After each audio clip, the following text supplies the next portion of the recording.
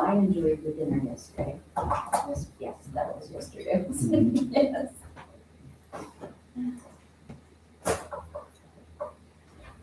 Oh, yeah. I was gonna say, I've been out there a couple of times, so I went to El Canelo for Cinco de Mayo. I bet they were. I've never seen that many people. Wow, There was a line waiting to check out. that's crazy. And we were almost an hour and a half before we got there. We drank beer and enjoyed ourselves. If you like Mexican food, if you ever had chili verde, it's a pork with a green tortilla sauce. Oh, okay. It's not hot. Some places it's hot. Oh, okay. Not hot. We are live, and I have 5:58, but we can start a few minutes early if you please. All right. I'd like to call to order the Historic District Commission meeting for Monday, May 9th, 2022. If you would please rise for the Pledge of Allegiance. We have our flag over here. I pledge allegiance to the flag of the United States of America and to the republic for which it stands, one nation, under God, indivisible, with liberty and justice for all. Thank you. The Frostburg Historic District Commission implements the city's Historic Preservation Overlay District of the Frostburg Zoning Ordinance Section 4 as adopted in 2014 pursuant to the authority granted by the Maryland Land Use Article Section 8 as adopted in 2012 of the Annotated Code of Maryland. This meeting is open to the public and conducted in compliance with the State of Maryland's Open Meetings Act. The Frostburg Historic District Commission is charged with the preservation of historic structures and the surroundings within the designated district in order to safeguard the heritage of the city, stabilize and improve property values, strengthen the local economy, and foster civic beauty. All right, let's do a roll call, please. Our Vice Chair, Joseph Hoffman. Present. Bill Dennerman is not with us this evening. Rob Rapan. Present. Maureen Brewer. Here. Our alternate, Daniel Filer, is not with us this evening, and I am Dawn Heimachek. Commissioners, if you would please review the agenda for this evening, and when you are ready, if I could please have a motion. Maureen Brewer, I'll make a motion to approve the agenda. Rob Rapan, second. All right, all in favor, please say aye. Aye. All right, the agenda is approved. Commissioners, if you would also please review the minutes from our previous meeting in April. And when you are ready, if I could have a motion. Joe Hoffman, I'd like to move to approve minutes. Maureen Brewer, I'll second. All in favor, please say aye. Aye. Hearing none opposed, the minutes are approved. So that brings us to our first project presentation, 81 West Main Street, slate roof replacement and addition of Snowbirds. Kevin Moroney. Thank you. Thank you for having me, and my wife and I purchased this property last summer. So at the home inspection, it was recommended that we have experts look at the slate roof. So we've contacted a number of local roofers. We've got 2 quotes basically to remove the roof that was there and replace it with shingle. So that's not what we wanted to do. So we had to go out of town and contact a roofer in Pennsylvania who specializes in slate roof. So they've given us obviously a quote estimate to do some replacement, and what they recommended was taking off the first 6.5 horses around the house and then replacing that with the salvage slate or replacement slate that is of the same kind. This is peach bottom slate, and I've got an example to show you that came from the house itself. What I think is important in replacing slate roofs, and if you look at the literature from the National Park Service, it's to do with the quality of the slate that's on there. And this peach bottom slate is according to the National Park Service, could last over 200 years or longer. And the roofers have said that this is in very good condition. As you can tell, there's no brittleness to it, and so it's worth salvaging. But there's a cost to it, and I think what is important when you look at these things is figuring out the cost of replacing, doing the repairs and replacement, and the life that you're going to get out of it, because that slate will, could last another 100 years easily. I estimate that this roof was put on about 1913. The inventory has it a little earlier than that, but I think it's about 1913. So I should have another 100 years. Yeah, that's great. Yeah, so, It should meet your needs, Kevin. I hope so. I hope so, yes, and longer. They will put in some ice and water shields underneath those courses, and then we're going to put these copper and bronze snow guards to replace what's there currently, which are called snowbirds. The roofer recommended those not be replaced, that they're not a good fit for the type of snow load that we get in Frostburg. And I'm not sure when they were added, but there's only one other kind of similar design that I can see in town like that, and that's at 55 West Main. And they have that same setup. It looks like they've had to replace some units as well. These snow guards, obviously what you need on a roof like that is something that prevents, massive slide off. Metal roofs and safeties. Shingle roofs are probably not as necessary. So that's our project, and what we're intending to get done.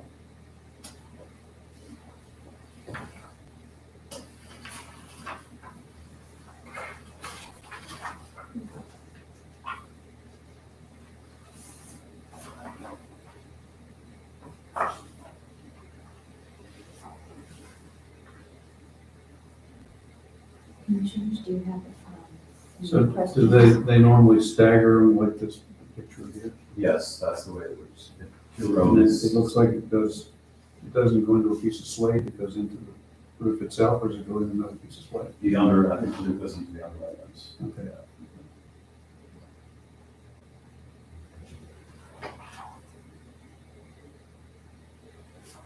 How many slates do you estimate you need to replace?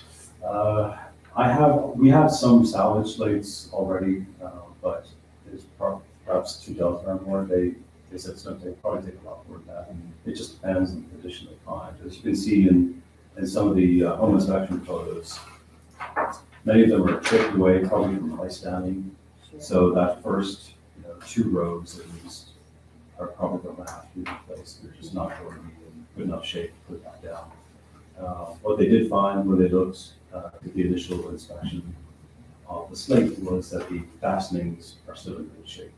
So the rest of the roof from the 6.5 portions up should be in good enough shape to not need any major repair.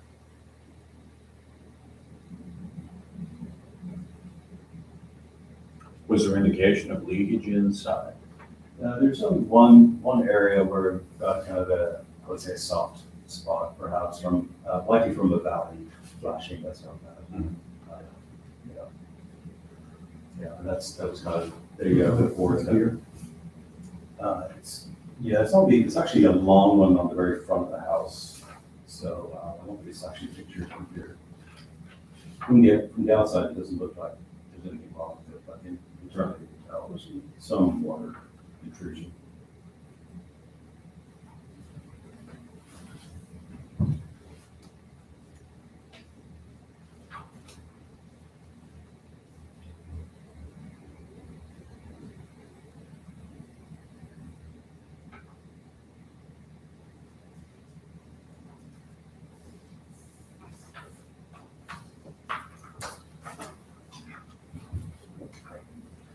Did we have any online comments by any chance? No, Madam Chair, we do not.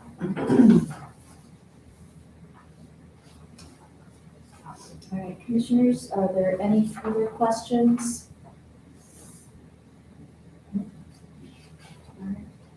Are we ready to make a motion? Yes, good morning, Borough. I'll make a motion. I have studied the application and all relevant documents and the presentation related to this case and familiar with the property question. I find that the proposed changes are compatible with the neighborhood because there is general compatibility of exterior design, scale, proportion, arrangement, texture, and materials to be used. Based on these findings, I move to approve the proposal as the use of exterior materials are closely similar in appearance to original materials for significant buildings in the district. Pursuant to section 4.1.3.1.c.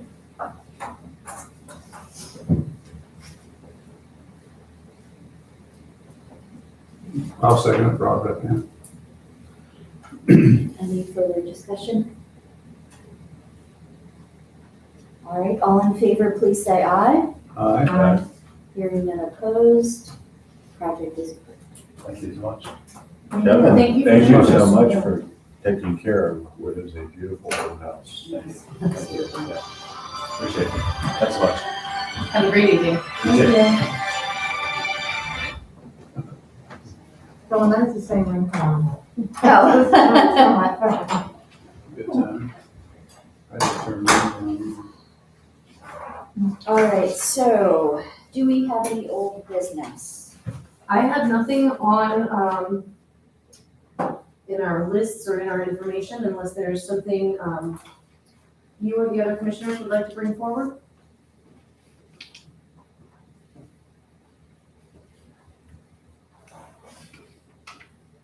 Oh, the awning structure of the business that is going to become The bakery? the bakery. Mm-hmm. Do we have to prove that? Has work begun on that? We've been in contact with, No. the proprietors of that business. And we've advised them that if they want to change the color of that awning, they may, provided that color remains within a historic palette, based on, the guidance in our zoning ordinance. And then they've asked about lettering. And I said, in terms of the sign ordinance, if you want to put lettering on that awning, we consider that re-lettering. And, no permit is required to be issued for that action. So provided they stay within a historic palette and they're simply re-lettering the awning, they're good to go ahead and do it. Yeah.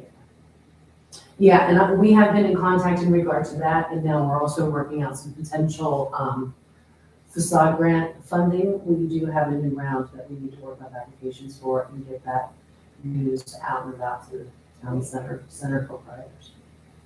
Yeah, that's good news. So that's coming in the next few weeks.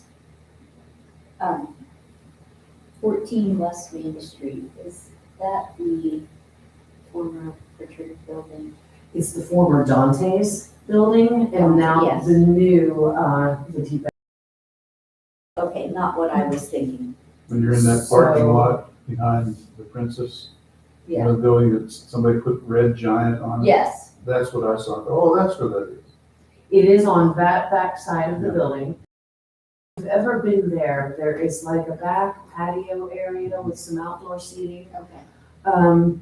If you're familiar with that area, then you know there is a niche where all the electrical meters are all kind of stacked back there.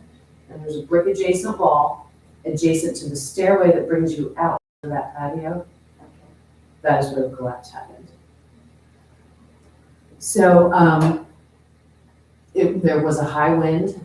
There were, now that this portion of it has come down, and a local engineering firm was brought in to advise. So, they've got plans from the basement all the way up to do this repair. And it's suspected that perhaps the wind pulled this wooden sheathing off. You can see there's a brick connected. Uh-huh. Is it there? Oh, my goodness. Well, you can see right here, this brick may have been the culprit that pulled everything. Yeah. There's also very clear evidence of water damage Uh-huh. on the interior. And the spouting right here, this is all kind of a part of it. You can see where it was detached and repaired, You can tell from the outside there was water damage. and this has all been parched, clearly. Yeah, not a good idea. Not a recommended application. So, we have learned a lot about bricks in the past, particularly because our community has a lot of old brick buildings. We've learned that the mortar that put those brick buildings together is comprised of a lot of coal ash. And, because that was our big industry when we were growing and building here. So similarly to how the parapet was repaired, last year on the front of the building, it's the same mason, Chris Schott of CNS Pyramid Builders. And then the local engineering firm together are working together. They've shored everything up. There is timber framing as well as pole jacks, making sure everything's secure. They have a plan for how to rebuild it. And then the repair is going to continue around the corner to where the wall was arched. This area has to be reinforced first until they can turn the corner and come around. But that's all part of the process. In the meantime, They did significant, notice there was a lot of brick that they encountered that was crumbling to the touch. so just to address the exterior, a lot, as much of this brick as possible is being pointed with mortar that they are mixing by hand at the rear of the building, because that's just how you have to do it when it's this particular recipe. We've also learned that this particular wall is 3 widths thick. I have a hard time pronouncing that word. Yes. But when you're standing here at this wall, you could reach out and touch portions of that and it crumbles because it was exposed to moisture. And those bricks on the interior widths were never intended to be exposed to moisture. They're not hardened like the exterior bricks are. And quite often they're made on site as a building's being built rather than being brought in from a brick making factory. So a lot of that old crumbling brick has to come out and portions of it will probably be repaired with block. And then faced with the brick that they're saving, and I'm hoping I have a picture. I know I took a picture of the pile of brick. You'd be impressed with this has all been cleaned off and neatly stacked. Yeah. So, that's all just part of the process. But when you look inside this now, you can see all kinds of support holding it up and making sure it's safe.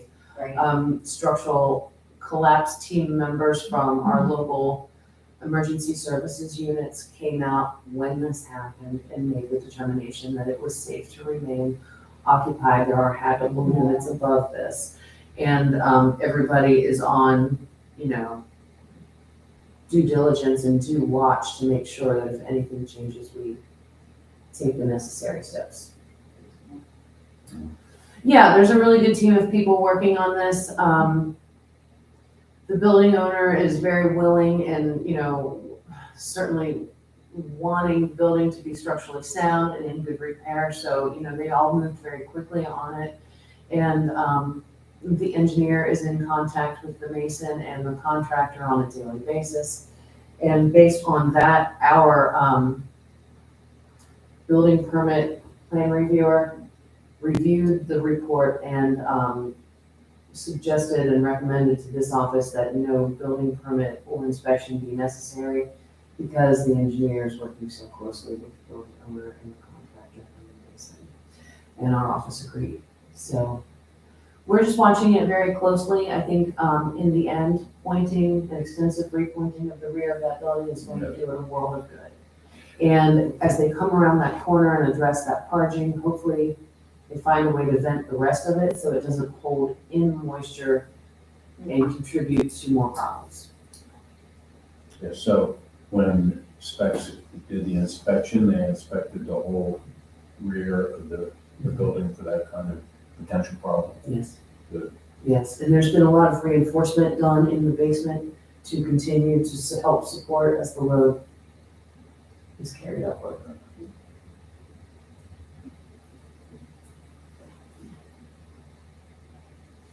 Is there any update on the mural on Main Street?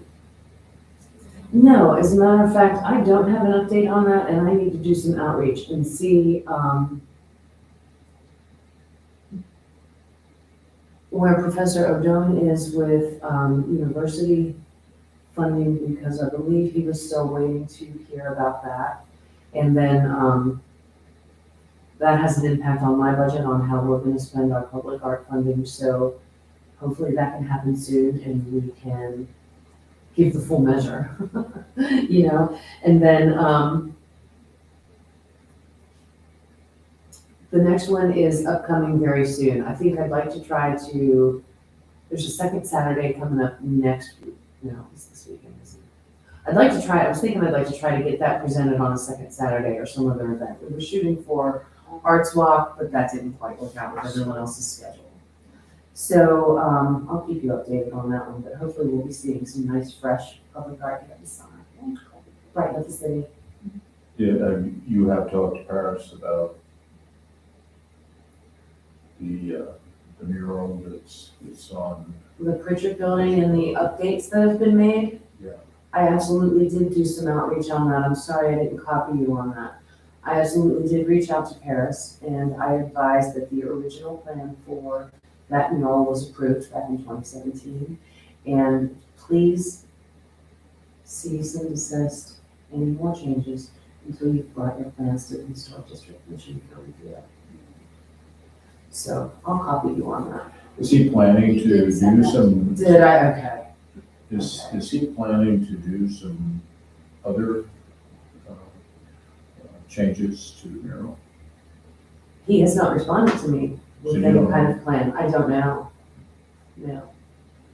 I did reach out to Deirdre because, Stated, I mean, yeah, they could right. freshen it up, but I did get a couple complaints he means about it. well. I got a couple complaints about how, perhaps it was somewhat inappropriate in It was a little the bold. dress, It was a little bold. perhaps a little too revealing. I had a couple, phone calls about that. So, I'll keep trying to get in touch with Paris and see what his intentions are. Do we have anything else? Any other topics to bring up? Okay. All right. Well, Oh, you forgot a slate. Yes, Oh. he probably needs that. We'll save it for him. We'll save it for him. We'll make sure he gets it, so he gets his, letter of approval. The title will be around it. Exactly. Thank you, because we You're gonna appreciate need what you're your doing one. so much. Yes. You need everyone you have. Sincerely. That is really wonderful. No, He is. Just need to do the last 2.5 years. So, Yes. a lot of people would say. Yeah, I'm looking at one, I was Right. wondering. I know, you're right, they would. Well, the alternative is close, I guess, is what they did in St. John's. It's plastic, same material, it looks It like is. slate. And Yeah, that looks good. yeah. It's like a composite of, yeah.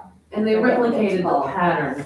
There had been a unique pattern in the sides on that roof, and they replicated that with the Yeah. newer material, so that was So that was really- exciting. But I would imagine that might even cost more than slate. Who knows?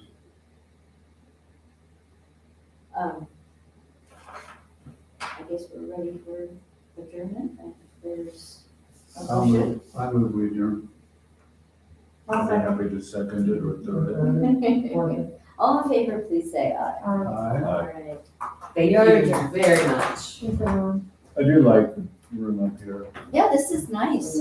Yeah, this is. Is this available for? It'll handle the crowd. It certainly can be. Yeah, it's a nice room. Well, we have an audience of two that could come in, Yeah, or maybe not three. two there.